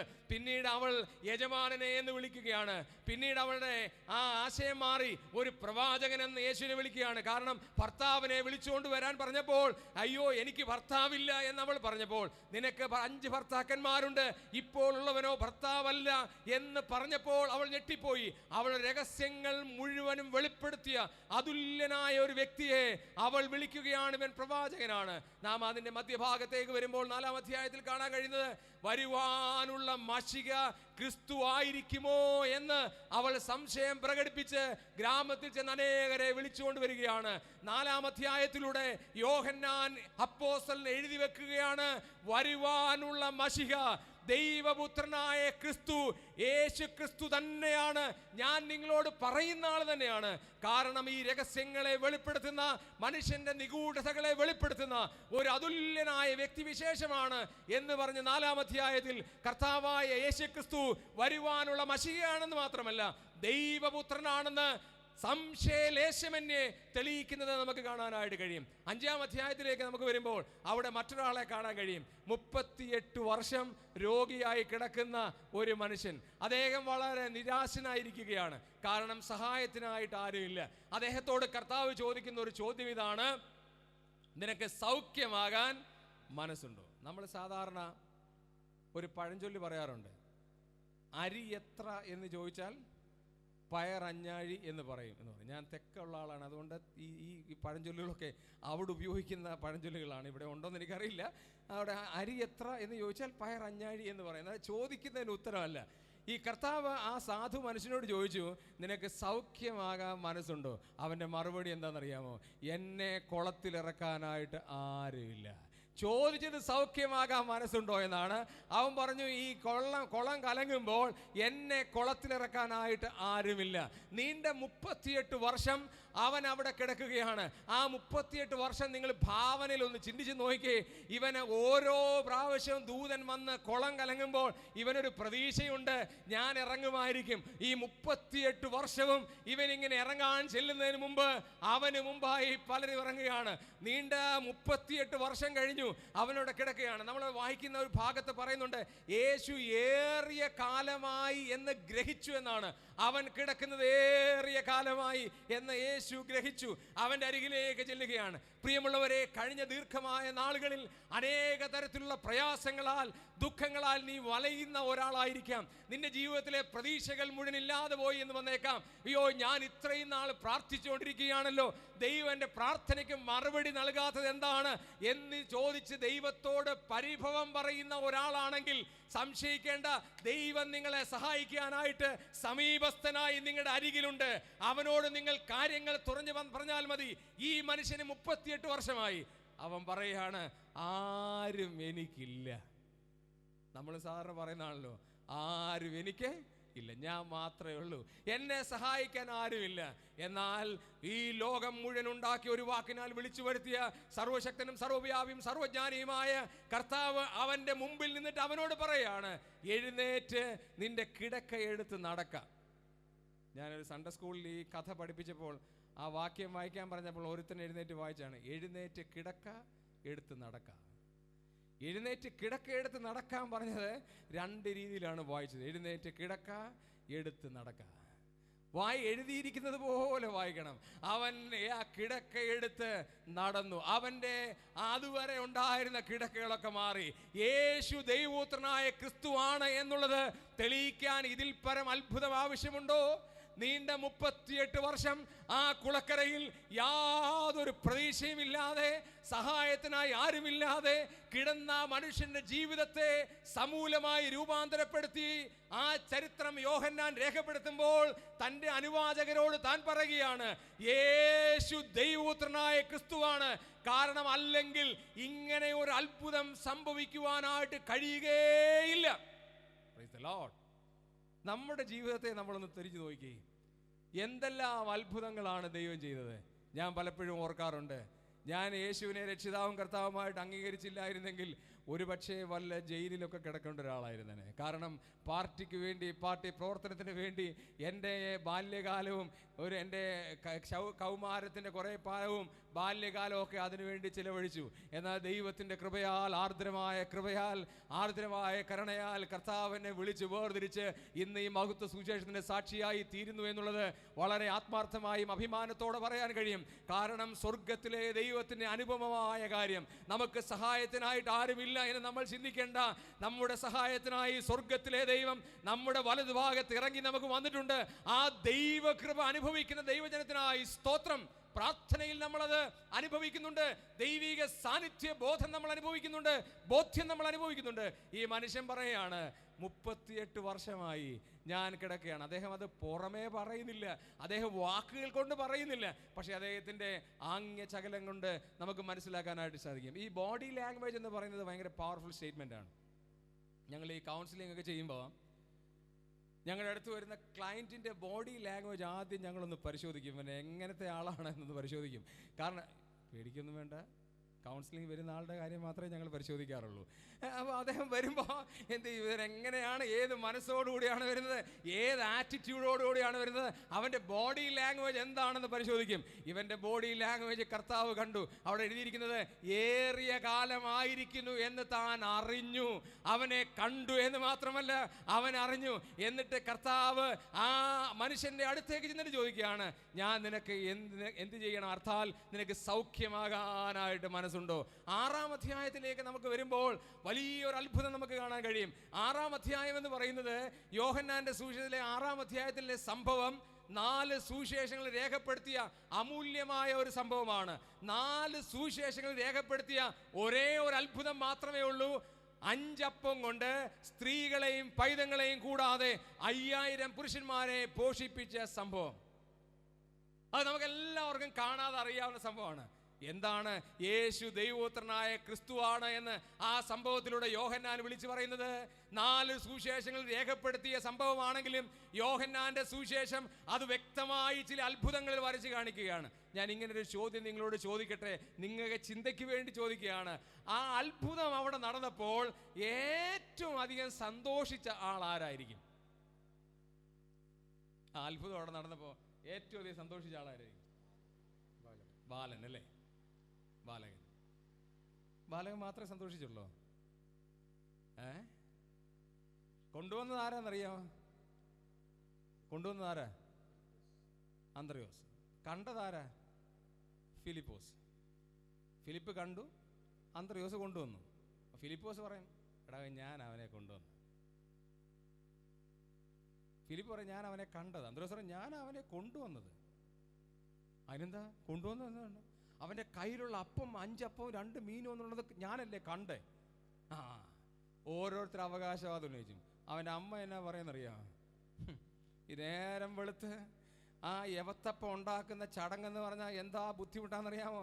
5 യവത്തപ്പം ഊതി കല്ലൊക്കെ ചൂടാക്കി അതിനകത്ത് പൊതിഞ്ഞ് കൊടുത്തുവിട്ട അമ്മയായ ഞാനുണ്ടല്ലോ, അയ്യോ എന്തോ ഒരു സന്തോഷമെന്നറിയാമോ? ഉടനെ അപ്പം പറയും, എൻ്റെ ഈ 5 അപ്പം നിൻ്റെ കൈ വരാൻ ഞാൻ എന്തുമാത്രം കഷ്ടപ്പെട്ടെന്നറിയാമോ? ഞാൻ പകലന്തിയോളം പണിയെടുത്ത് അതിൽ നിന്ന് കിട്ടിയ പണം കൊണ്ടാണ് ഈ 5 അപ്പം ഉണ്ടാക്കിയത്. 2 മീൻ വാങ്ങാൻ ഞാൻ എന്തെല്ലാം ബുദ്ധിമുട്ടി. ഈ ഗോതമ്പ് യവം ഉണ്ടാക്കിയ ആ തൊഴിലാളി പറയും, ഞാൻ യവം ചെയ്തില്ലായിരുന്നെങ്കിൽ നിനക്ക് എങ്ങനെ അപ്പം ഉണ്ടാക്കാമായിരുന്നു? അവകാശവാദങ്ങൾ ഒരുപാട് പേർക്ക് ഉന്നയിക്കാം. ആ 5 അപ്പം കൊണ്ട് സ്ത്രീകളെയും പൈതങ്ങളെയും കൂടാതെ 5000 പേരെ പോഷിപ്പിച്ച സംഭവത്തിൽ ഒരുപാട് പേർ അതിന് അവകാശവാദം ഉന്നയിക്കാമെങ്കിലും അവിടെ ഏറ്റവും അധികം സന്തോഷിച്ച ചില ആളുകളുടെ കൂട്ടത്തിൽ ഒരാളുണ്ട്. അത് നമ്മുടെ വാഴ്ത്തപ്പെട്ട കർത്താവാണ്. അതുമാത്രമല്ല, ആ അപ്പം സ്വമേധയായി കൊടുത്ത ആ ബാലനാണ്. അവരെന്തോരം സന്തോഷിക്കുന്നു. അതിലൂടെ കർത്താവ് തെളിയിക്കുന്ന ഏറ്റവും വലിയ കാര്യം, നിന്റെ കയ്യിൽ ഒന്നുമില്ലെങ്കിലും നിന്നെ സമ്പന്നതയിലേക്ക് വരുത്താൻ കഴിയുന്ന ഒരാളാണ്. നിന്റെ കയ്യിൽ എന്തുണ്ടോ അത് ദൈവത്തിന്റെ കരങ്ങളിലേക്ക് കൊടുക്കുമ്പോൾ അതിനെ വാഴ്ത്തി അനുഗ്രഹിക്കാൻ കഴിയുന്ന അതുല്യനായ ഒരു ദൈവപുത്രനാണ് കർത്താവായ യേശുക്രിസ്തു. സ്തോത്രം, ഹല്ലേലൂയ.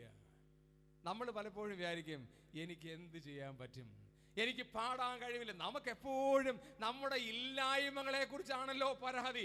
എനിക്ക് പാടാൻ കഴിവില്ല, പ്രാർത്ഥിക്കാൻ കഴിവില്ല, പ്രസംഗിക്കാൻ കഴിവില്ല, അയ്യോ ഒന്നും ചെയ്യാൻ കഴിയില്ല. വേണ്ടപ്പാ, ഒന്നും ചെയ്യേണ്ട.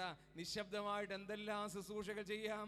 നിശബ്ദമായിട്ട് ഒരാളിനെ സൗഖ്യപ്പെടുത്താനുള്ള കാര്യങ്ങളിലേക്ക് നയിക്കാം, ഒരാളെ കൊണ്ടുവരാം. ഈ കഴിഞ്ഞ ദിവസം ഞാനൊരു സോഷ്യൽ സംഘടനയിൽ വർക്ക് ചെയ്യുന്നുണ്ട്.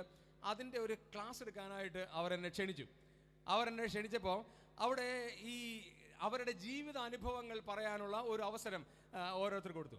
അപ്പോൾ അതിലൊരു പെൺകുട്ടി ഇപ്രകാരമാണ് പറഞ്ഞത്, എൻ്റെ ജീവിതത്തിൽ ചെയ്ത ഏറ്റവും ഹൃദയസ്പർശിയായ ഒരു കാര്യം എന്താണ് എന്നുള്ളത് പറയാൻ പറഞ്ഞപ്പോൾ ഒരു പെൺകുട്ടി പറഞ്ഞത്, ഒരു അമ്മൂമ്മ കാണാമെങ്കിലും നല്ല ദൃശ്യം മികവില്ലാത്ത ഒരു അമ്മൂമ്മയെ പല സന്ദർഭങ്ങളിലും റോഡ് കടത്തി പാസ് ചെയ്ത് വിടുന്ന ഒരു ഉത്തരവാദിത്തം ഞാൻ ചെയ്തിട്ടുണ്ട്.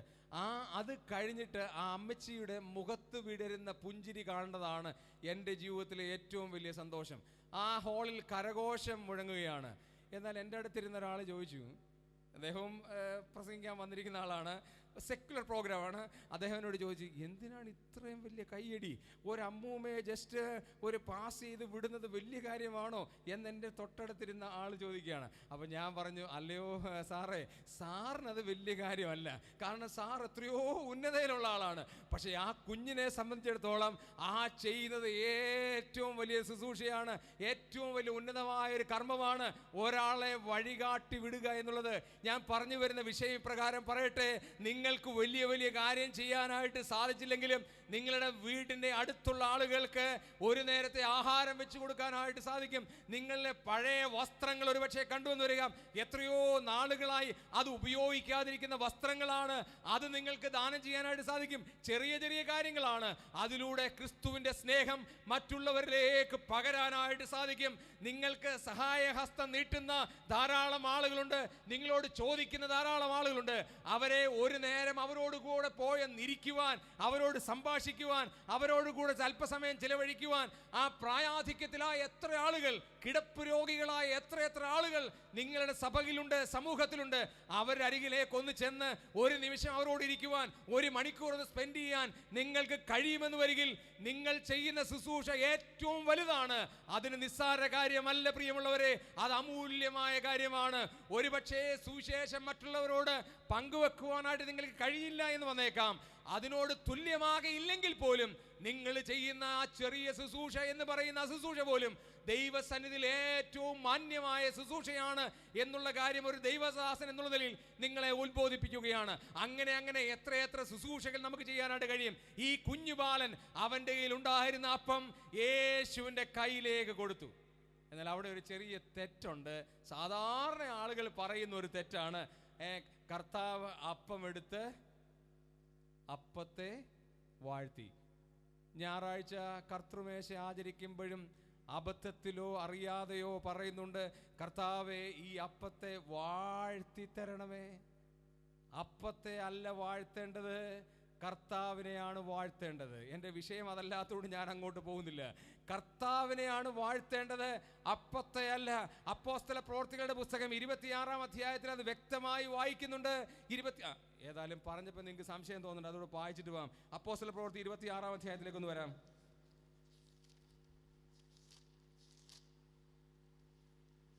സോറി 27-ാം അധ്യായം അതിൻ്റെ 35-ാം വാക്യം ഒന്ന് വായിച്ചേ.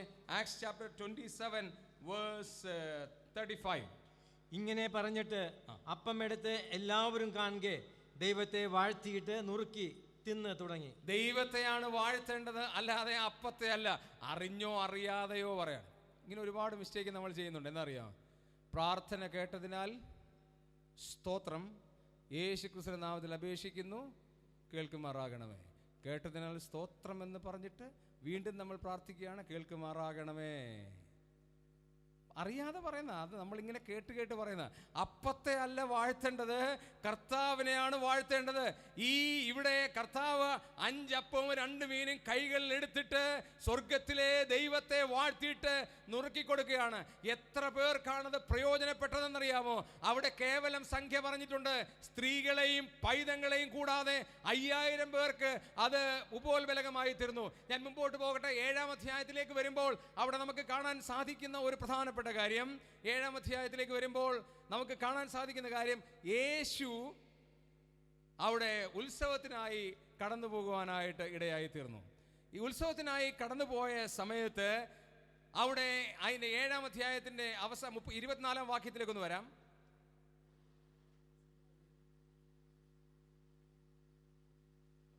ആ 7-ാം അധ്യായത്തിലേക്കൊന്ന് വരാം. ആ വാക്യം ഒന്ന് വായിച്ച് നമുക്ക് അവസാനിപ്പിക്കാം. 7-ാം അധ്യായം അതിൻ്റെ ഉത്സവത്തിന്റെ ഒടുക്കത്തെ ദിനമായ 37-ാം വാക്യം വായിക്കാം. 37-ാം വാക്യം. ഉത്സവത്തിന്റെ മഹാദിനമായ ഒടുക്കത്തെ നാളിൽ യേശു നിന്നുകൊണ്ട്, ദാഹിക്കുന്നവനെല്ലാം എൻ്റെ അടുക്കൽ വന്ന് കുടിക്കട്ടെ, എന്നിൽ വിശ്വസിക്കുന്നവന്റെ ഉള്ളിൽ നിന്ന് തിരുവെഴുത്ത് പറയുന്നത് പോലെ ജീവജലത്തിന്റെ നദികൾ ഒഴുകുമെന്ന് വിളിച്ചു പറഞ്ഞു. ഇവിടെ ഉത്സവത്തിന്റെ അവസാന ദിവസം യേശുക്രിസ്തു പറയാണ്, ആ കൂടാര പെരുന്നാളിന്റെ അവസാനം യേശുക്രിസ്തു ദൈവപുത്രനാണെന്ന് അസന്നിഗ്ധമായി പ്രഖ്യാപിക്കുന്ന ജനത്തോട് വിളിച്ചു പറയാണ്, വിശ്വസിക്കുന്നവന്റെ ഉള്ളിൽ നിന്ന് തിരുവെഴുത്ത് പറയുന്നത് പോലെ ജീവജല നദികൾ ഒഴുകും. ജീവജലത്തിന്റെ നദികൾ ഒഴുകണമെന്ന് വരികിൽ യേശുവിൽ വിശ്വസിക്കണം. എന്താണ് യേശുവിൽ വിശ്വസിക്കുക എന്ന് പറഞ്ഞാൽ? എന്നെ കേൾക്കുന്ന ധാരാളം ആളുകൾ യേശുവിൽ വിശ്വസിക്കുന്നുണ്ട്. പക്ഷേ വേദപുസ്തകത്തിൽ പറഞ്ഞിരിക്കുന്ന പാറ്റേണിൽ ഒരു അല്പം വ്യത്യാസമുണ്ട്. നമുക്ക് യോഹന്നാൻ 1:12 ഒന്ന് വന്ന് വായിച്ച് അവസാനിപ്പിക്കാം, കൺക്ലൂഡ് ചെയ്ത് അവസാനിപ്പിക്കാം. യോഹന്നാന്റെ സുവിശേഷം 1-ാം അധ്യായം 12-ാമത്തെ വാക്യം നമ്മൾ വായിക്കുന്നത് ഇങ്ങനെയാണ്: അവനെ കൈക്കൊണ്ട് അവന്റെ നാമത്തിൽ വിശ്വസിക്കുന്ന ഏവർക്കും ദൈവമക്കളാകുവാൻ അവൻ അധികാരം കൊടുത്തു. അവിടെ ആ സ്റ്റെപ്പ് ശ്രദ്ധിക്കണമേ, അവിടെ കൊടുത്തിരിക്കുന്ന ഓർഡർ ശ്രദ്ധിക്കണമേ. അവനെ കൈക്കൊണ്ട് അവന്റെ നാമത്തിൽ വിശ്വസിക്കുക. ഇന്ന് ലോകത്തിലുള്ള എല്ലാ മതക്കാരും എല്ലാ വ്യക്തികളും യേശുവിനെ വിശ്വസിക്കുന്നുണ്ട്. പക്ഷെ ആദ്യത്തെ പ്രോസസ് നടക്കുന്നില്ല. ഏതാണ്? യേശുവിനെ കൈക്കൊള്ളുന്നില്ല. യേശുവിനെ കൈക്കൊള്ളുന്നില്ല, റിസീവ് ചെയ്യുന്നില്ല. ഒരപ്പച്ചനും കൊച്ചുമക്കളും കുടുംബാരാധനയ്ക്ക് സംബന്ധിക്കുകയാണ്. വൈകുന്നേരത്തെ കുടുംബ പ്രാർത്ഥന. ഈ കുഞ്ഞെപ്പോഴും പ്രാർത്ഥിക്കും, മശിയാമ്പുരാനെ അങ്ങ് ഒരടിയുടെ താഴോട്ട് ഇറങ്ങി വരണമേ. കുറേ നാളായി പ്രാർത്ഥിക്കുമ്പം ഈ അപ്പച്ചൻ കിടാവിനെ അടിക്കാനിഞ്ഞ് പിടിച്ചു. എന്താ കിടാവെ നീ പ്രാർത്ഥിക്കുന്നത്? ഈ നമ്മുടെ മശിഹാ തമ്പുരാൻ സ്വർഗത്തിൽ നിന്ന് ഇറങ്ങി വന്നതും പോരാ, പിന്നെ ഒരടിയുടെ താഴോട്ട് വരണമെന്ന് പറയുന്നത് എന്താണ്? അപ്പോൾ പറഞ്ഞു, അപ്പച്ചാ എന്നെ അടിക്കരുത്. അപ്പച്ചൻ്റെ മനസ്സില്, അപ്പച്ചൻ്റെ തലയിലുണ്ട് യേശു സ്വർഗത്തിൽ നിന്ന് താഴെ വന്നു എന്നുള്ളത് അപ്പച്ചൻ്റെ മനസ്സിലുണ്ട്, അല്ലെങ്കിൽ തലയിലുണ്ട്. എന്നാൽ ഒരടിയുടെ താഴോട്ട് വന്നാൽ അത് ഹൃദയത്തിൽ വരും. അതാണ് ഞാൻ പ്രാർത്ഥിച്ചതെന്ന് പറഞ്ഞു. പ്രിയമുള്ളവരെ, നമ്മുടെ എല്ലാവരുടെയും തലയിലുണ്ട് മശിഹാ തമ്പുരാൻ സ്വർഗത്തിൽ നിന്ന് ഈ ഭൂമിയിലേക്ക് വന്നു എന്നുള്ളത്. എന്നാൽ അത് ഹൃദയത്തിലേക്ക് വരണം. യോഹന്നാൻ 1:12 നമ്മൾ വായിച്ചത്, അവനെ കൈക്കൊണ്ട് അവന്റെ നാമത്തിൽ വിശ്വസിക്കണം. യേശുവിനെ കൈക്കൊള്ളണം എന്ന് പറഞ്ഞാൽ യേശു എൻ്റെ പാപത്തിനു വേണ്ടിയാണ് ഈ ലോകത്തിലേക്ക് വന്നത് എന്നുള്ളത് കൈക്കൊള്ളണം. എൻ്റെ ഹൃദയത്തിലേക്ക് സ്വീകരിച്ചതുപോലെ നിങ്ങളുടെ ഹൃദയത്തിലേക്ക് അത് സ്വീകരിക്കണം. ഞാൻ ക്രൂശിന്മേൽ പാപിയായി കിടന്ന് മരണം അനുഭവിക്കേണ്ട ഒരാളായിരുന്നിരിക്കാം. ഒരുപക്ഷെ നിത്യ നരകത്തിന് ശിക്ഷാവധിക്ക് വിധിക്കപ്പെട്ട ഒരാളായിരിക്കാം. ഞാനായിരുന്നു നിത്യ നരകത്തിൽ യാതന അനുഭവിക്കേണ്ടത്. എന്നാൽ യേശു എനിക്ക് പകരമായി കാൽവറി ക്രൂശിൽ യാഗമായി തീർന്നു. എൻ്റെ പാപത്തിന്റെ ശിക്ഷ, എൻ്റെ നരക ശിക്ഷ മുഴുവനും യേശു വഹിച്ചു എന്നുള്ള കാര്യം ഹൃദയം കൊണ്ട് അംഗീകരിച്ച് ഏറ്റുപറയണം. അങ്ങനെ വിശ്വസിക്കുന്നവനിൽ നിന്ന് തിരുവെഴുത്ത് പറയുന്നത് പോലെ ജീവജല നദികൾ ഒഴുകും. അങ്ങനെ വിശ്വസിച്ചവരാണ് ഇവിടെ കൂടിയിരിക്കുന്ന ദൈവജനം. സ്തോത്രം, പ്രൈസ് ദി ലോർഡ്. അവരെ ഓർത്ത് ഞാൻ ദൈവത്തെ സ്തുതിക്കുന്നു. എന്നാൽ ഇതുവരെയും ഈ യേശുവിനെ ആ നിലയിൽ ഹൃദയത്തിലേക്ക് സ്വീകരിക്കാത്തവരായി, അർത്ഥാൽ യേശു നിങ്ങളുടെ ഓരോരുത്തരുടെയും പാപത്തിനു വേണ്ടിയാണ് കാൽവരി ക്രൂശിൽ മരിച്ചത് എന്ന് അംഗീകരിക്കുകയോ അത് വിശ്വാസത്താൽ അംഗീകരിക്കുകയോ ചെയ്യാത്തവരായി ആരെങ്കിലും എന്നെ കേൾക്കുന്നുണ്ടെങ്കിൽ, പ്രിയപ്പെട്ടവരോട് സ്നേഹപുരസരം, വിനയപുരസരം ഞാനൊരു കാര്യം പറയുകയാണ്. നിങ്ങൾ ഇരിക്കുന്ന ഇരിപ്പിലിരുന്നുകൊണ്ട്, നിങ്ങൾ നിൽക്കുന്ന നിൽപ്പിലിരുന്നുകൊണ്ട് നിങ്ങൾക്കൊരു കാര്യം സമ്മതിക്കാനായിട്ട് പറ്റും. എന്താണെന്നറിയാമോ? യേശുവേ, ഞാനൊരു പാപിയാണ്. ചെറിയ ഒരു പ്രാർത്ഥന നിങ്ങൾ ഹൃദയാന്തരം പ്രാർത്ഥിച്ചാൽ മതി. കർത്താവേ, ഞാനൊരു പാപിയാണ്, എൻ്റെ പാപത്തിനു വേണ്ടിയാണ് അവിടുന്ന് ക്രൂശിൽ മരിച്ചത്. എന്നെ അവിടുത്തെ ഒരു മകളാക്കി തീർക്കണമേ. ലളിതമായ പ്രാർത്ഥനയാണ്, പക്ഷേ ഇത് ഏറ്റവും പവർഫുള്ളാണ്. യോഹന്നാൻ 1:12 നമ്മൾ വായിക്കുന്നതാണ്, അവനെ കൈക്കൊണ്ട് അവൻ്റെ നാമത്തിൽ വിശ്വസിക്കുന്ന ഏവർക്കും ദൈവമക്കളാകുവാൻ ദൈവം അധികാരം കൊടുത്തു. അങ്ങനെ കാലാകാലങ്ങൾ വിശ്വസിച്ചവർക്കായി സ്തോത്രം. ഈ കർത്താവിന് ഇതുവരെ അംഗീകരിക്കാത്തവരോട് ഞാൻ ഒന്നുകൂടെ പറയട്ടെ, നിങ്ങൾ ഇരിക്കുന്ന ഇരിപ്പിൽ, നിൽക്കുന്ന നിപ്പിൽ, നിങ്ങളായിരിക്കുന്ന ഭവനത്തിൽ ഇപ്രകാരം ചെയ്താൽ മതി. യേശുവേ, ഞാനൊരു പാപിയാണ്, എൻ്റെ പാപത്തിനു വേണ്ടി അവിടുന്ന് ക്രൂശിൽ മരിച്ചു എന്ന് ഞാൻ ഹൃദയം കൊണ്ട് വിശ്വസിക്കുന്നു. അങ്ങയുടെ ഒരു മകളാക്കി എന്നെ തീർക്കണമെന്ന് പ്രാർത്ഥിച്ചാൽ നിങ്ങളിൽ നിന്ന് തിരുവെഴുത്ത് പറയുന്നത് പോലെ ജീവജലത്തിൻ്റെ നദികൾ ഒഴുകും, യാതൊരു സംശയമില്ല. യേശുക്രിസ്തു ദൈവപുത്രനായ ക്രിസ്തുവാണ് എന്നുള്ളത് യോഹന്നാൻ വളരെ വ്യക്തമായി തെളിയിക്കുന്നു. കർത്താവ് നമ്മെ ഏവരെ അനുഗ്രഹിക്കട്ടെ. ദൈവം അനുവദിച്ചാൽ നാളെ ഇതിൻ്റെ ബാക്കിയുള്ള ഭാഗങ്ങൾ ചിന്തിക്കാം. ഇതുവരെയും എന്നെ ശ്രദ്ധിച്ച എല്ലാ പ്രിയപ്പെട്ടവരോടും ഹൃദയത്തിൻ്റെ ഭാഷയിൽ നന്ദി പറഞ്ഞുകൊണ്ട് ഞാൻ എൻ്റെ വാക്കുകൾക്ക് പൂർണ്ണവിരാമം ഇടുന്നു. കർത്താവിൻ്റെ നാമം മാത്രം വാഴ്ത്തപ്പെടുമാറാകട്ടെ.